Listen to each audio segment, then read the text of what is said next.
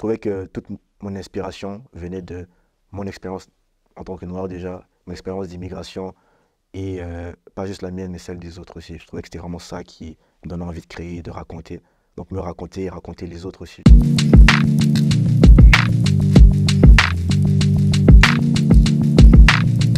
Salut Kama! Salut Erika, ça va? Ça va très bien, toi? Tranquille, tranquille. Tranquille? Yes. La route s'est bien passée de Montréal? Ouais, tranquillement. On a fait 2 stops là, mais c'est bon, on est là. Finalement, t'es à Québec. Yes. Puis c'est une ville que t'as pas immensément découvert encore, mais t'as déjà eu quelques passages ici, notamment à Talent d'Afrique. Mhm. C'est là qu'on s'est rencontrés. Exactement. Moi, c'est quelque chose que j'avais vraiment remarqué. C'est la forte présence de l'univers visuel dans la façon dont tu t'es présenté. Mhm. Parce que ça, t'avais comme la projection Ouais. derrière toi. Exact. C'était quel clip déjà que J'avais pris des extraits du premier single de mon EP, Négritude des 100, partie 2. Donc j'avais pris, c'est comme un best-of de certaines images, puis ça loupait, et par-dessus ça, j'avais mis les paroles de la chanson que je performais à Talent d'Afrique. So, ouais. Ça ramenait vraiment un côté théâtral Ouais. à la performance. Mhm. Ça semble être quelque chose qui est important dans ta démarche. Ouais. Donc là, tu as sorti la partie 2 Ouais. du projet. En fait, j'ai sorti, à Talent d'Afrique, j'ai performé l'intro de mon projet qui s'appelle Négritude des 100, volume 2. Juste après, tu as sorti... Ouais, et ensuite j'ai sorti le clip. Donc Ouais. les images qu'on voyait Exact. en background, c'était les images du clip que j'ai sorti. C'était exclusif. Exactement, c'était exclusif. Donc le visuel et la chanson étaient exclusifs, mais c'était pas lié. Donc en revenant de Talent d'Afrique, j'ai sorti à la mi-septembre, j'ai sorti Négritude des 100 partie 2, qui était officiellement le premier single de l'EP. Et là, cette semaine, le 17 janvier 2024, j'ai sorti l'EP. Donc 4 titres, 2 interludes. Négritude des 100, volume 2, Néo Nègre. Est-ce que tu pourrais m'expliquer, c'est quoi ce projet-là? Mhm. C'est quoi aussi le visuel qui l'entoure? Parce que je pense que c'est important de le mentionner, je l'ai déjà dit, c'est quelque chose qui fait partie de la façon dont tu t'inscris dans la culture hip-hop locale. Et c'était quoi le but derrière la création de ce projet et comment tu as décidé d'y donner vie visuellement? Ouais. Le but derrière la création de ce projet, c'était, je m'étais dit, c'est un volume 2, en fait, il y a Négritude des 100 volume 1 qui était sorti en 2021, il comportait 2 titres. Et quand j'ai commencé à bosser sur le volume 2, je sentais que ça filait plus comme mon premier projet ou bien comme ma carte de visite. Donc l'intention, c'était de présenter comme une fenêtre ouverte sur mon univers artistique. Donc j'ai pris un peu plus de temps pour le travailler, il y a plus de chansons, il y a énormément de visuels, pas forcément juste des clips, mais des visualizers, des lyrics vidéo. Je me suis pris la tête aussi sur la cover. Et donc l'intention, c'était une fenêtre ouverte sur mon univers artistique que je définis comme un existentialisme noir. Dans le sens où même le nom Kama, il renvoie à tout cet univers-là, tu vois, ça renvoie à la langue égyptienne ancienne, le médium éther. Et Kama, ça veut dire teint brûlé, noir charbon, tu vois. Et j'ai choisi ce nom parce que je m'étais dit que je trouvais que toute mon inspiration venait de mon expérience en tant que noir déjà, mon expérience d'immigration et pas juste la mienne mais celle des autres aussi. Je trouvais que c'était vraiment ça qui me donnait envie de créer, de raconter. Donc me raconter et raconter les autres aussi, tu vois. Donc c'est à ça que j'introduis le public, à cet univers-là d'expérience, où je traite des thématiques qui nous concernent, qui concernent notre communauté, où je parle aussi de juste mon expérience de noir d'un point de vue montréalais, tu vois. Ouais. On est habitué d'entendre les Afro-Américains, on est habitué d'entendre les Afropéens, les Africains aussi, la scène rap africaine commence à monter. Je disais que ouais, faudrait que les Africains du Québec n'aient pas peur de s'enraciner dans leur culture aussi pour se raconter, tu vois. Donc c'est ça. C'est super identitaire, en fait, comme projet. Grave. Puis c'est super hip-hop aussi, du coup. Parce que Exactement. le hip-hop, de par son existence même, elle vient du fait que des groupes avaient besoin de quelque chose pour s'ancrer, s'identifier dans le monde, dénoncer des choses.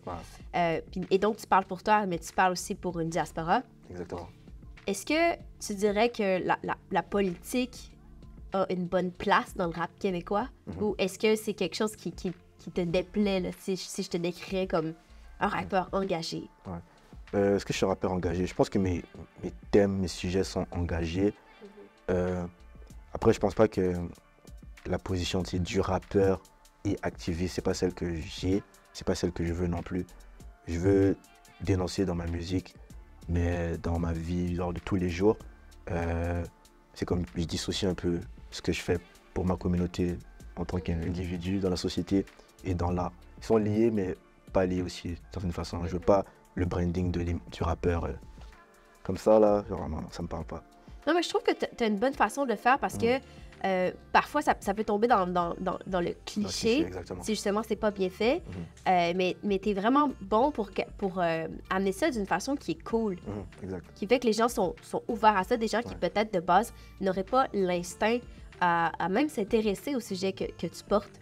Toi, tu viens concilier ton identité d'immigrant, ton identité africaine, congolaise et montréalaise Exactement. par ton son. Exactement. C'est quoi tes influences qui te viennent d'une part et de l'autre qui te permettent de créer ton son qui est vraiment unique? Ouais. Moi, déjà, je pense mon premier rapport à la musique s'est fait via le gospel congolais. Donc, avant de tomber dans le rap, j'ai vraiment grandi avec le gospel congolais. On va citer des noms peut-être que tu connais pas, mais que les Congolais, les Africains connaissent. Des Alain Moloto, des Charles Mombaya, des Mike Kalambay, Laurent Bongo. J'ai grandi avec ça, tu vois. Et leur rap est arrivé vers mes 9 ans.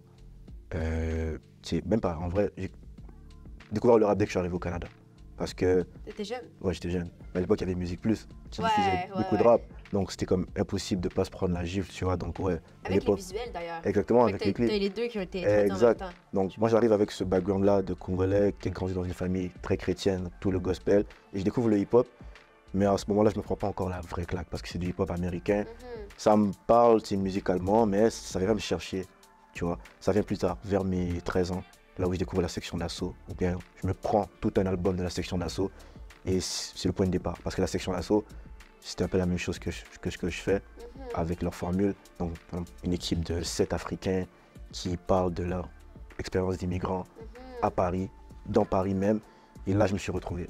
C'est un Maître Gims qui était congolais, mais qui est congolais et qui, voilà, genre, il est chanteur lingala, il raconte toute cette expérience et ça me parle.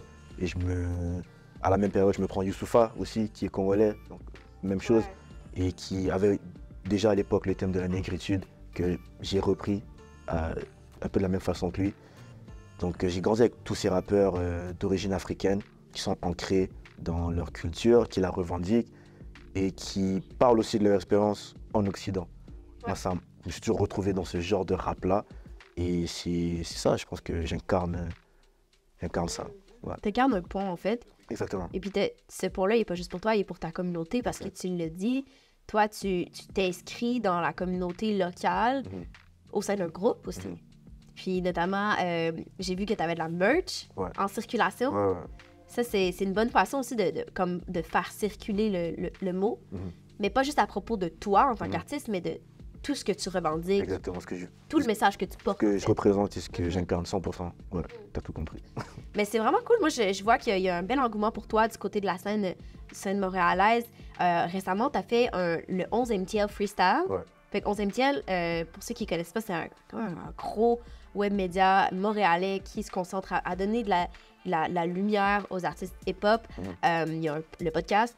Pendant longtemps, ça a plutôt donné de l'attention aux artistes plus gros, mais il y a énormément d'intentions positives du fondateur à donner la chance à des artistes émergents. Puis j'ai vu passer là-dessus, puis ça avait attiré comme beaucoup de gens, tu sais. Quand même. Beaucoup d'artistes. Aussi. Moi, c'est ça que j'ai remarqué de toi. Je me suis dit, tu te dis, OK, en fait, t'es vraiment validé par tes pairs. Est-ce que ça, c'est quelque chose qui te donne du fuel d'avancer dans ce chemin? Ouais, ça encourage. Je me dis que ma proposition, les gens la comprennent. Si d'autres artistes la comprennent, c'est déjà bon, tu vois. Je savais que le public, avant d'être validé par autant de personnes dans la scène locale, j'ai fait pas mal d'open mic, j'étais dans pas mal d'endroits où c'est juste toi et le public. Et déjà avec le public, je sentais cette connexion. Donc c'était juste une question de temps avant que les autres artistes valident aussi, quoi. Puis question de micro, c'est pour ça que tu es venu à Québec aujourd'hui. T'as fait une performance pour Nouvelle Fréquence Studio. C'est quoi cette pièce en question? Cette chanson-là? Qu'est-ce qu'elle porte comme message? Le titre, je l'ai appelé GVMV, donc Grandir en ville, mourir au village. On est toujours dans cet univers-là d'expérience noire. Et c'est ce à quoi j'aspire. Tu vois, je suis né au Congo, j'ai grandi en ville, même en métropole occidentale. C'est là où je me suis fait, je me suis construit. C'est là où je sais que je vais amasser le plus de ressources possible pour un jour rentrer en Afrique. Si ce n'est pas dans mon pays, ça sera ailleurs. Et mourir au village. Voilà. Ben, qu'est-ce qui fait que ça, c'est quelque chose auquel tu t'aspires autant? Est-ce que c'est le fait d'avoir finalement ton premier chez toi comme ta dernière maison? Ouais, et aussi parce que je sais que je suis encore ici pour pas mal d'années, mais j'aimerais que la deuxième moitié de ma vie, je vive en Afrique. Moi, j'ai quitté l'Afrique jeune et j'ai pas assez d'expérience sur le continent, selon moi. Et je veux avoir ça dans la deuxième moitié de ma vie et donner ça aussi à mes enfants. Je trouve que c'est bien si on peut rentrer en Afrique, créer une situation différente que celle que nos parents ont connue, parce qu'ils sont venus ici, parce qu'ils se disaient que ce qu'ils allaient nous donner, ça allait pas être le mieux, tu vois. Donc ouais, on vient ici, on a la chance d'étudier, on a la chance de développer des projets d'entreprise, etc. Donc si éventuellement les ressources qu'on accumule ici, on peut rentrer, transférer en Afrique, créer des meilleures situations pour nos enfants, qui grandissent comme des Africains fiers, qui ne sont pas complexés d'être Africains, ils grandissent juste normalement comme n'importe qui dans le monde. Tu vois, le Chinois il est né en Chine, il meurt en Chine, le Japonais est né au Japon, il meurt au Japon. Moi je suis Africain, j'aimerais naître en Afrique, j'aimerais que mes enfants naissent en Afrique, qu'ils meurent en Afrique s'ils veulent, quoi. Je trouve ça vraiment inspirant, le message que tu portes, puis ça vient prouver tout ce que j'essayais de démontrer à travers notre discussion, qui est que tu es non seulement un artiste qui a un désir de porter, mais tu es aussi simplement un humain qui a une très bonne façon de t'exprimer. Là, on a parlé de l'avenir, de ce qui s'en vient à long terme, mais concrètement, pour l'instant, dans ton cheminement, tu es ici, aujourd'hui. Ouais. Puis comment est-ce que comment est-ce que ça se situe dans ton parcours actuel? Puis c'est quoi la suite pour 2024? Pour 2024, là, le pays est sorti, je suis content des retours. Il y a pas mal d'opportunités qui commencent à venir my way, donc ça c'est cool. On va les évaluer et les saisir. Et je pense que c'est ça, pousser le pays et expand mon univers artistique, le partager et que plus de personnes puissent y adhérer. Comme celle-ci, par exemple. Exactement. Donc c'est une opportunité qui me permet de me présenter, de présenter ma musique, de rencontrer des nouvelles personnes. C'est cool et on avance comme ça. Mais je te souhaite le meilleur, Kama. Merci beaucoup. Merci. Merci Erika, c'était cool. Super.